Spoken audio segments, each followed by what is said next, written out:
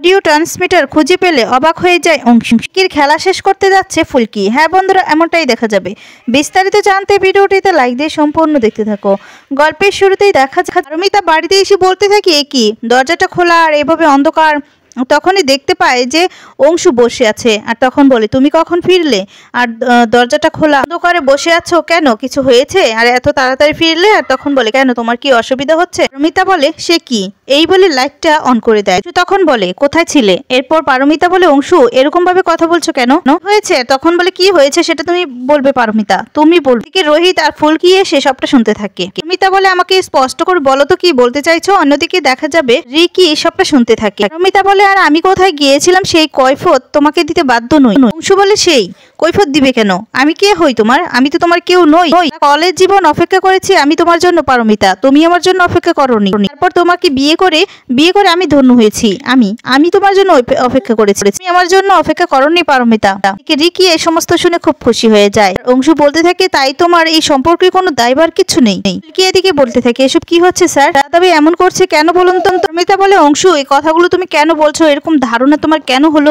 নিয়ে আমি আর তোমাকে কোনো প্রশ্ন করব না। তোমার মনে হয়েছে না এই সম্পর্কে কোনো আমার দায়ভার নেই? ঠিক আছে, এই মুহূর্তে এই বাড়ি থেকে চলে যাব আমি। তখন বলে, এটাই তোমার কাছ থেকে অ্যাকসেপ্ট করেছিলাম, কারণ তোমার জীবনে যে অন্য কেউ এসে গেছে। তখন ফুলকি আর রোহিত ঘরের ভিতরে চলে আসে। এসে তখন বলতে থাকে, অংশুদা এসব কি হচ্ছে, কি বলছো তুমি এসব? অংশু বলে, রোহিত আমি নিজের চোখে দেখেছি যে তোমার দিদি অন্য একটা, এই শাড়িটা পরেই অন্য একটা ছেলের সাথে বসেছে। নবাবগঞ্জের একটা ক্যাফেতে গিয়েছিল। আমাকে বললো যে আমাকে চৌমাথার দিকে আসতে হবে। বাই চান্স ওখান থেকে পাস করছিলাম, জানো তো। দেখে ওদেরকে নিজের চোখে বিশ্বাস করতে পারিনি। আমি তো ভেবেছিলাম পারমিতাকে নিয়ে আমি লং ড্রাইভে যাবো, খাবো, কত কথা ছিল, কত প্ল্যানিং ছিল। যখন চৌমাথা বসে তখন ও আমাকে মেসেজ করেছিল, মেসেজ করে যে আসতে হবে না। পারমিতাও বেরিয়ে যেতে লাগে। আর ঠিক তখনই ফুলকি ধরে বলতে থাকে, দিদি খুব ভুল বোঝাবুঝি হচ্ছে, খুব বড় ভুল বোঝাবুঝি হচ্ছে, তুমি এভাবে বাড়ি ছেড়ে যেও না। ফুলকি আর রোহিত অনেক করে বোঝাতে থাকে অংশুমান পারমিতাকে। আর তখন পারমিতা বলতে থাকে, আমার আর কোনো কিছু বোঝার নেই রোহিত।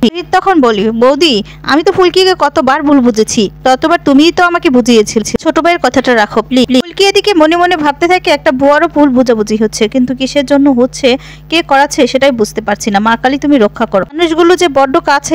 রিকি সবটা শুনে বলতে থাকে, আরে যাও যাও, আজকের পর থেকে যতই ভুল বোঝাবুঝি শেষ করতে চাও কিছুতেই পারবে না ফুলকি দাস, এবার তো তুমি বাঁচাতে পারবে না, ভাবেই না। রোহিত আর ফুলকি অংশু আর পারমিতার ভুল বোঝাবুঝি শেষ করার জন্য কেফেতে নিয়ে যাওয়ার জন্য রাজি করায়। অংশু রেডি হয়ে যায়। আর তখন রোহিত বলে, হয়েছে তোমার রেডি? জানো তো তথাদার যখন বেঁচে ছিল না, ঠিক এভাবেই তথাদার মধ্যে দাদাভাইয়ের মধ্যে আর বৌদিভাইয়ের মধ্যে যদি কিছু হতো না, এভাবেই এমনি সামনে আসতাম আর সামলাতাম।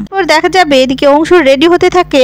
আর অংশু তখন আলমারিটা খুলেই দেখতে পায় সেই শাড়িটা, দেখেই চমকে যায়। আর তখন অংশু চিৎকার করে বলতে থাকে রোহিতকে, যে রোহিত এই শাড়িটা তুমি চিনতে পারছো? তোমাকে সেদিন মোবাইলে দেখিয়েছিলাম না সেই শাড়িটা। আমার মনে হচ্ছে কি জানো তো, ও হয়তো বা কাউকে বলেছে শাড়ির কথা, তো ও ছাড়া আর অন্য কেউ জানতো না, ও হয়তো বা বলেছে, তার জন্যই সে হয়তো বা ওকে দিয়েছে। কথাটা শুনে পারমিতা অবাক হয়ে যায়। তখন বলতে থাকে যে এই সারপ্রাইজটা আমি দিব বলে ভেবেছিলাম, সেই সারপ্রাইজটাই এই বাড়িতে এসে ভালোবাসা সহ এই বাড়িতে এসে উপস্থিত। এখনো পারমিতা সত্যিটা স্বীকার করবে না। আর রোহিত তখন বলতে থাকে যে তোমরা ঠান্ডা হও।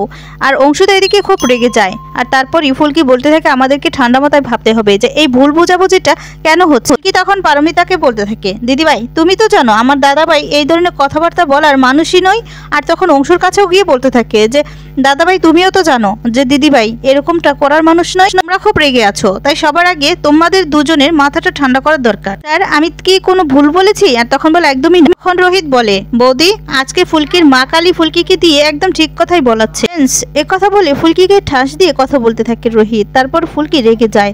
এরপর দেখা যাবে যে কফি শপে যায়, সেখানে গান হতে থাকে। আর সেখানে তমাল আর ঝিনুক থাকে। তারপর দুজনে মিলে আলাপ সাক্ষাৎ করতে থাকে। তমাল বলতে থাকে, সত্যি এখানে এসে আজকে আমার খুব ভালো লাগছে। ঝিনুক বলছে, আপনি এগুলো খুব ভালোবাসেন তাই না? আর ঈশিতাকে ভালোবাসেননি, ঈশিতাকে ভালোবেসে বিয়ে করেননি? তারপরেই দেখা যায় তমাল বলতে থাকে, আসলে ওকে তো আমি বিয়ে করেছি রুদ্রদার কথায়, কিন্তু রুদ্রদা যে এত বড় একটা ফাঁদ পেতেছে সেটা কি আর জানতাম, জানা ছিল?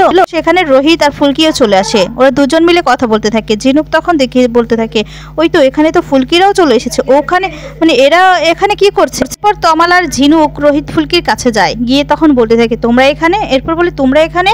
তমাল তখন বলে আসলে ঝিনুককে এগিয়ে দিতে যাচ্ছিলাম, তখনই ভাবলাম যে একটু কফি খেয়ে নেই।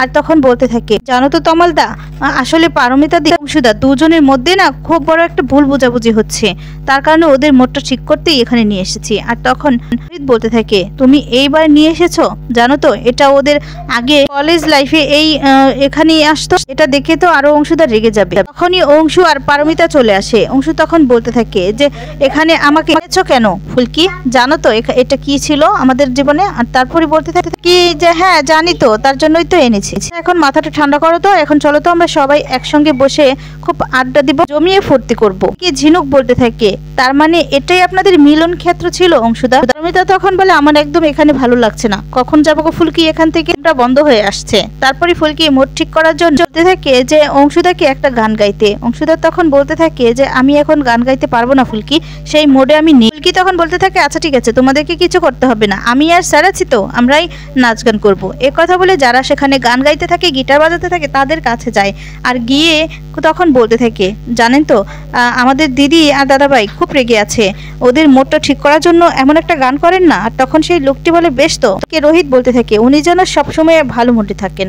তারপরে দেখা যাবে এই লোকগুলো গান শুরু করে দেয়, আর এদিকে রোহিত আর ফুলকি নাচ শুরু করে দেয়, নাচতে থাকে। এদিকে তমাল আর ঝিনুকও নাচতে থাকে। তারপর দেখা যাবে সেখান থেকে পারমিতা রেগে চলে যায়, সবাই তখন বাড়িতে চলে যায়। পারমিতা নিজের ব্যাগটা নিয়ে চলে যেতে লাগলে, আর তখন ফুলকি আটকাতে গেলে পারমিতা বলতে থাকে যে ফুলকি, এই বাড়িতে আমার পক্ষে থাকা এক মুহূর্তের জন্য সম্ভব নয়, এটাই আমার শেষ কথা, ব্যাস। আর তখন অংশু বলতে থাকে, কথায় কথায় দিও না পারমিতা, যেটা নিজের চোখে দেখেছি সেটাই বলেছি। তো মার্কেটে যাওয়ার কথা ছিল, আর সেই তুমি মার্কেটে গেলে একটা ছেলের সাথে তুমি এখানে বসেছিলে। আর তখন পারমিতা বলে, ব্যাস তাহলে তো হয়েই গেল, আমি একটা ব্যাগ ফেলে এসেছি ভিতরে, হ্যাঁ আমি নিয়ে আসছি। এই বলে পারমিতা ভিতরে চলে যায়। তমাল এদিকে বলতে থাকে, এবার কি করি বলো তো ফুলকিদের মধ্যে যে এত বড় একটা ঝামেলা কি করে হলো? অংশুদা তো নিজের চোখেই দেখেছে বৌদিকে, তাই না? ফুলকি তখন বলে, সেটা কি করে সম্ভব? আমার মনে হচ্ছে অংশুদাকে ইচ্ছে করে কেউ ভুল বোঝানোর চেষ্টা করছে। আর তখন সবাই মিলে বলতে থাকে যে হ্যাঁ ঠিক কথাই বলেছো, এমন তো নয় যে ঘরের ভিতরে কেউ ট্রান্সমিটার রেখেছে, অডিও ট্রান্সমিটার, যাতে করে সবকিছু জানতে পারে, শুনতে পারে, আর এমন একটা ষড়যন্ত্র করতে পারে। তারপরে দেখা যাবে ঝিনুক সেই ট্রান্সমিটারটা খুঁজতে থাকে। আর তখন বলতে থাকে যে এভাবে কি খুঁজছো? তারপরে রোহিত বলতে থাকে যে এভাবে কিছু খুঁজে পাওয়া যায় না। এরপর ঝিনুক বলতে থাকে, জানো তো আমি আগে যখন মন্দিরে ছিলাম না, এবার না মানে এমন অনেককেই দেখেছি যে এরকম ভাবেই ট্রান্সমিটার রেখেছে, আর সেটা পাওয়াটা না খুবই কঠিন, কিন্তু আমাদেরকে তো খুঁজতে হবে, চেষ্টা করতে হবে। এরপর ঝিনুক আবার খুঁজতে থাকে। এক পর্যায়ে দেখা যাবে ঝিনুক সেটা খুঁজে পেয়ে যায়, আর সেটা যখন অংশুর সামনে দেয়, এরপর তো সবাই অবাক হয়ে যায়। অংশু তো প্রথমত বলেছিল যে এভাবে কিছু খোঁজা সম্ভব নয়, আর এটা কেন বা আমাদের ঘরে রাখতে যাবে, কেই বা রাখতে যাবে, এখানে কেই বা আসবে, কেউ তো আসে না আমি আর পারমিতা ছাড়া। ঝিনুক যখন খুঁজে পায় তখন অংশু অবাক হয়ে যায়। তখন ফুলকির মনে পড়ে যায় রিকি এটা করেছে, কারণ রিকি তো বলেছিল যে রিকি কাউকে সুখে শান্তিতে থাকতে দেবে না। বন্ধুরা, এবার যদি রিকির আসল মুখোশটা খুলে ফেলে দেয় ফুলকি, তোমাদের কেমন লাগবে? কমেন্টস করে তোমাদের মতামত জানিয়ে দাও। পরবর্তী আপডেট পেতে চ্যানেলটি সাবস্ক্রাইব করো।